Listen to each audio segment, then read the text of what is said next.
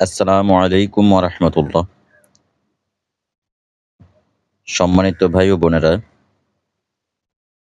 যাদের ব্রেইন বা স্মৃতিশক্তি কম তাদের জন্য আজকে পবিত্র কোরআনে একটি আমল নিয়ে আসলাম। আপনারা এই আমলটি করবেন আপনাদের সন্তানদের অথবা যারা শিক্ষক-শিক্ষিকা রয়েছেন, আপনাদের ছাত্রছাত্রীদের যদি ব্রেইন বা স্মৃতিশক্তি কম থাকে তাহলে আপনারা কোরআনে এই আমলটি করবেন।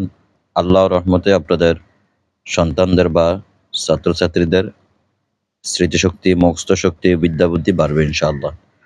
সন্তানদের স্মরণশক্তির বৃদ্ধির আমল।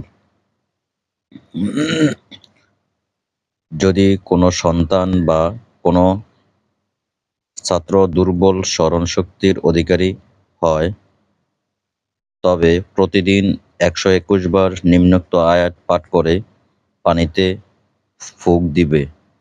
পানিতে ফুঁক দিয়ে সে পানি পান করবে। ইনশাআল্লাহ আল্লাহ স্মরণশক্তি বৃদ্ধি করবে। আয়াতটি হলো বিসমিল্লাহির রহমানির রহিম।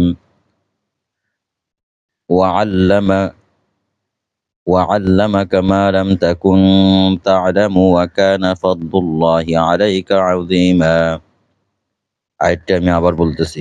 وعلمك ما لم تكن تعلم وكان فضل الله عليك عظيما। সূরা নিসা ১১৩ নম্বর আয়াত। তো পবিত্র কোরআনে মহান আল্লাহ তাআলা সকল ধরনের শিফা রেখেছেন। আপনারা অনেক সময় আছে স্মৃতিশক্তির জন্য বা বাচ্চাদের ব্রেন কম, হ্যাঁ, পড়ালেখা করলে মনে থাকে না বা পড়তে চায় না। কারণ ব্রেন দুর্বল হইলে পড়াতে অমনোযোগী আসে। তো এইজন্য অনেক সময় অনেক আমল বা অনেক খাদ্যর মাধ্যমে আপনারা চেষ্টা করে থাকেন।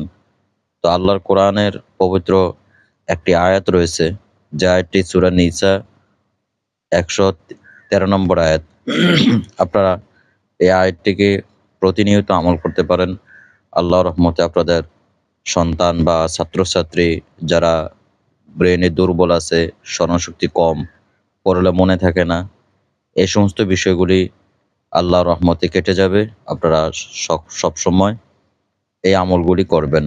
দৈনিক ১২১ বার এই আয়াতটি পাঠ করে পানিতে ফুঁক দিয়ে ওই পানিটা যে বাচ্চার আপনার ব্রেন কম বা স্মৃতিশক্তি কম, ওই বাচ্চাকে নিয়মিত খাওয়াবেন।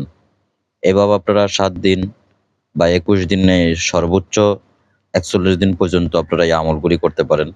এই কোরআনের আমলগুলি হলো আপনার ৭ দিন, ২১ দিন, ৪১ দিন, হ্যাঁ? এরকমভাবেই করলেই আল্লাহর রহমত ফলাফল আসে। তো আপনারা কোরআনের উপরে বিশ্বাস রেখে আমলগুলি করবেন। ইনশাআল্লাহ আপনাদের বাচ্চাদের ব্রেন এবং স্মৃতিশক্তি বাড়বে। আসসালামু আলাইকুম ওয়া রাহমাতুল্লাহ।